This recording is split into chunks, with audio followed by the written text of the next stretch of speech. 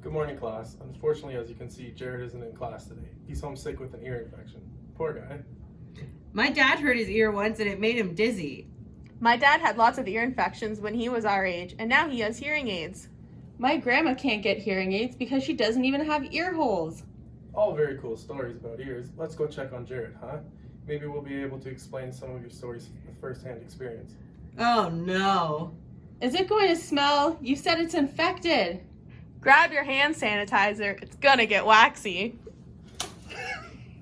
The outer ear and pinna, also known as the auricle, are what most people are familiar with in our hearing system. It consists of the pinna, the part we draw, and the external auditory canal, the part we can feel and clean.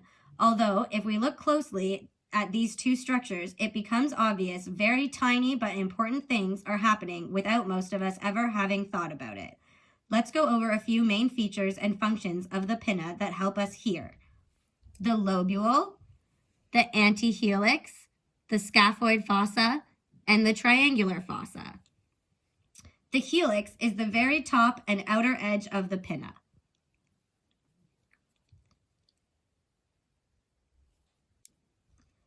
And can be divided into three parts: the ascending helix, the superior helix, and the descending helix.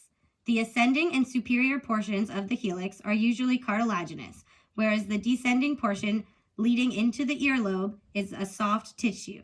The concha is the bowl-shaped portion of the pinna. It is very important in localizing high-frequency sounds, which helps us hear clearly. Specifically, the concha provides a natural 10 to 15 decibel boost at roughly 5 to 6,000 hertz. This is important because the consonants in speech sounds often fall within this frequency range, and the concha provides a natural amplification in those high frequencies. The tragus is one of the small but important features of our outer ears.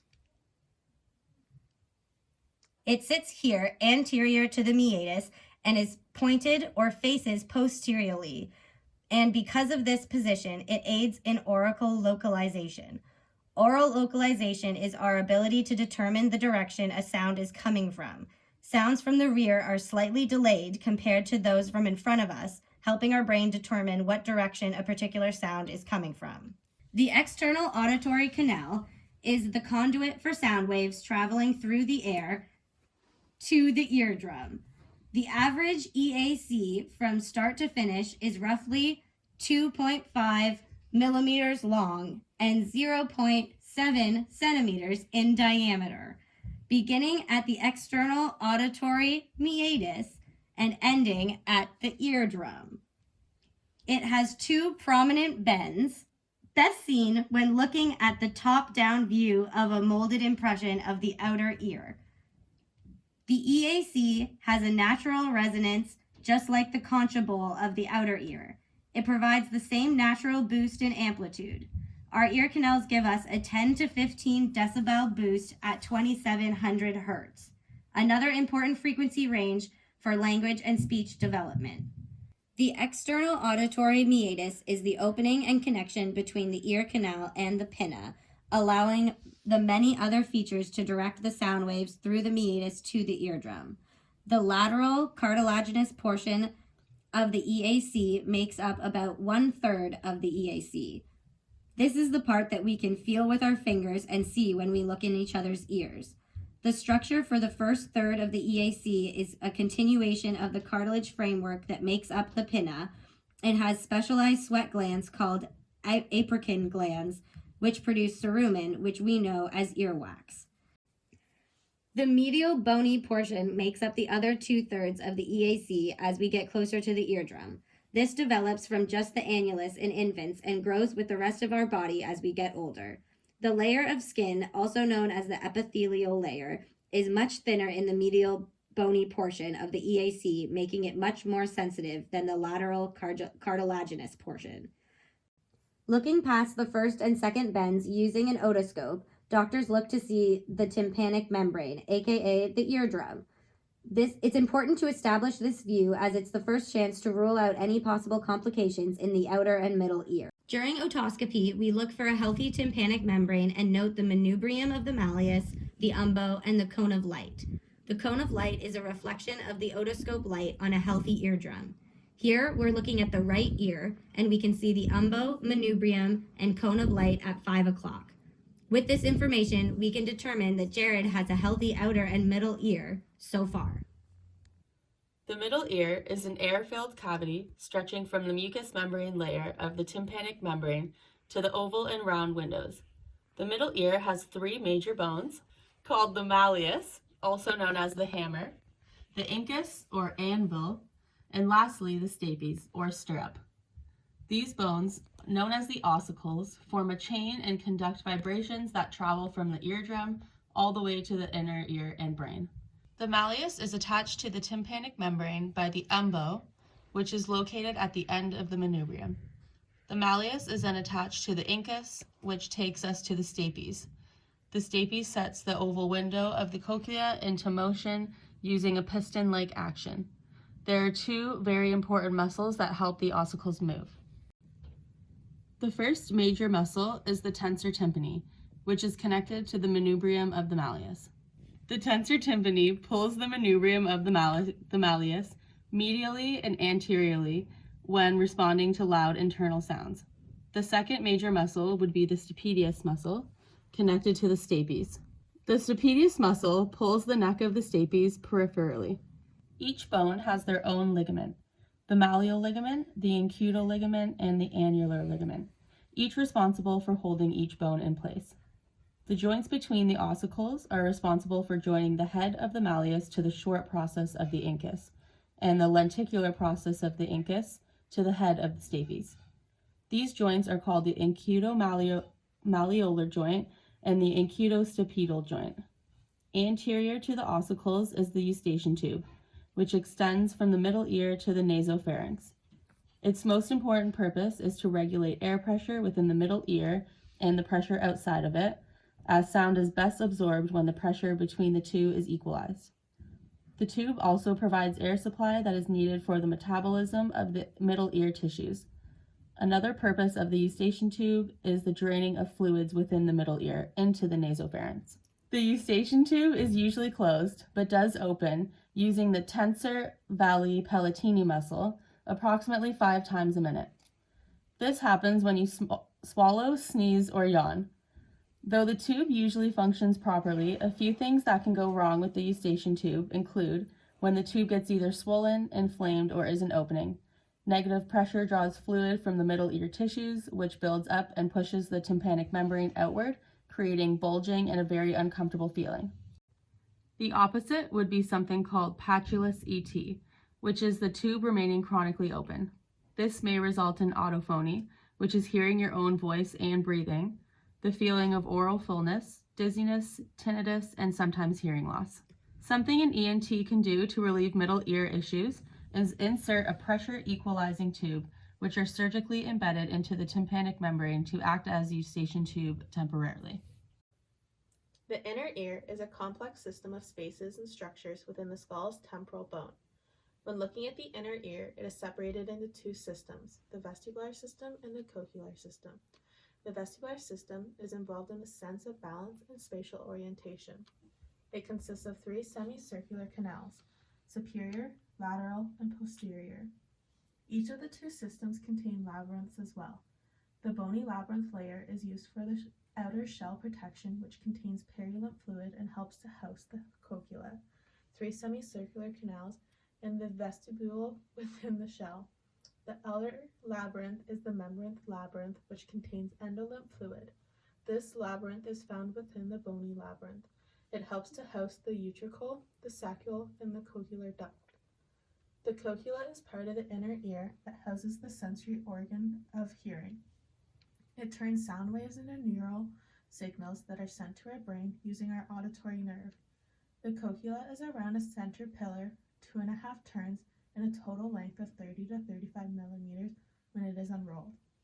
The base of the cochlea is wider and receives all the high-frequency sounds that are transmitted. At the apex of the cochlea, it is narrower and receives all the low-frequency sounds. When we look closely at the cross-section of the cochlea, You can see that it is divided into three main sections or canals, which are the scala vestibuli, scala media, scala tympani. The scala media, known as the cochlear duct, is part of the membranous labyrinth and contains endolymph, whereas the scala vestibuli and the scala tympani are part of the bony labyrinth and contain perilymph. When looking at the cross-section of the cochlea, the top portion where the scala vestibuli is located is associated with the oval window. The bottom portion where the scala tympani is located is associated with the round window. Both of these windows are connected by a small narrow hole called the helicotrema. The stapes rocks, causing it to push up against the oval window, creating a wave of fluid, which is called the traveling wave. The fluid travels up to the scala vestibuli, then to the apex of the cochlea. From there, the fluid, traveling wave, will travel through the helicotrema from the scala tympani and end with creating a bulge through the oval window. The scala media is an endolymph-filled cavity inside the middle canal section of the cochlea. This section is separated between a top and bottom section. The top section is the scala vestibuli by the Reisner's membrane, and the bottom is the scala tympani by the Basler's membrane. When looking at the basilar membrane, it is wider, thinner, and less stiff at the apex, which also carries low frequencies. Looking at the base, it is seen to be more narrow, thicker, and stiffer, carrying high frequencies. The middle section of the cochlea, known as the scala media, which houses the organ of Corti. When looking within the organ of Corti, you will see small hairs which are called inner and outer hair cells. Inner hair cells consist of around 3,000 to 3,500 found in each row, and around 12,000 to 13,500 outer hair cells in each row. Each of the hair cells have small stereocilia, hair-like projections that stick out. There are more hair cells at the base of the cochlea, and they are more densely grouped together than the hair cells at the apex of the cochlea. When looking at the rows of the outer hair cells, the stereocilia are arranged in a W pattern, whereas the stereocilia at the top of the inner hair cells are arranged in a U shape. Bottom of the hair cells attach themselves to the basilar membrane, and the tips of the outer hair cells embed themselves into the tectorial membrane. When traveling wave travels through the scala vestibuli and the scala tympani, it creates a vertical wave motion through the basilar membrane. When the traveling wave moves through the scala vestibuli and the scala tympani, it creates a horizontal wave movement of the tectorial membrane. When this occurs, it creates a shearing force between two of the membranes, causing the stereocilia of the outer hair cells to bend, shear back and forth. The stereocilia have tip links and cross links that connect them to each other. When the outer hair cells shear to the right towards the stria vascularis, upward pivot of the tectorial membrane, it causes the tip links to be stretched out and the hair cells to shrink, resulting in depolarization, and excites the cranial nerve 8. The outer hair cells send information into the inner hair cells and send it to your brain.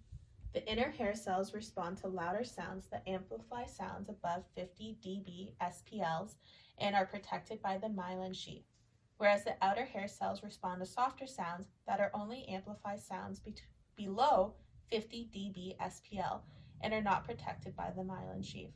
As the outer hair cells are not protected, this leads to more susceptible damage.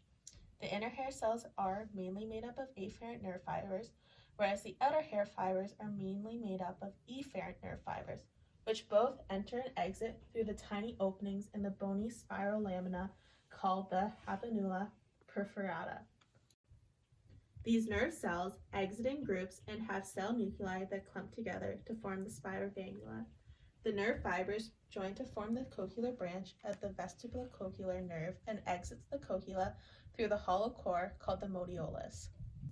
The vestibular branch within the vestibular cochlear nerve innervates the sensory receptors that are found within the vestibular branch.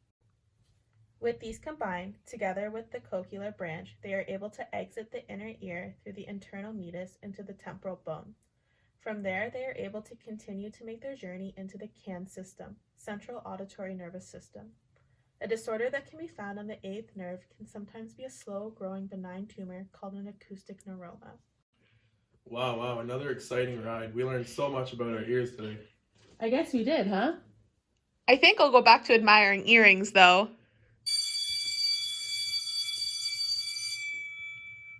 Back just in time for the weekend. Have a great couple of days, and I'll see everyone back with an infection-free ear Monday. Bye, Mr. Frizzle!